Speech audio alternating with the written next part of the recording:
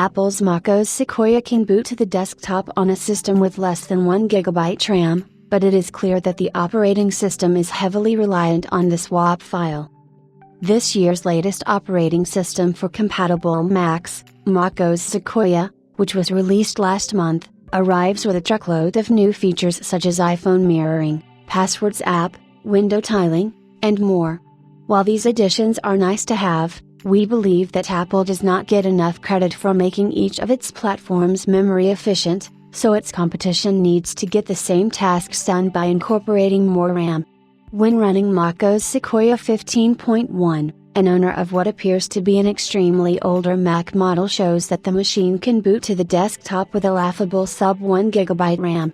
However, for obvious reasons, no one should attempt this.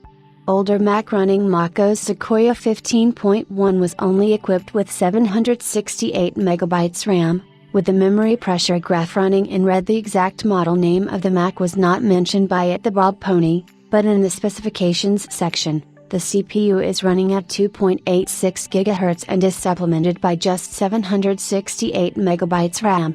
How the individual managed to boot the operating system to the desktop is yet to be uncovered, but assuming the entire process was attempted the regular way that operating systems are installed, this is nothing short of impressive.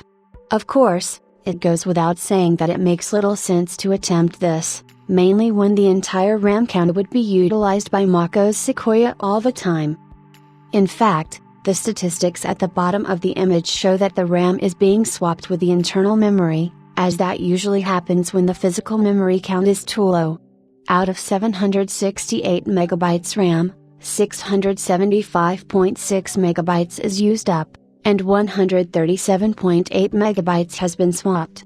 Apple also implements a memory compression algorithm in macOS Sequoia that helps reduce RAM consumption, but it can only do so much when working with less than the bare minimum.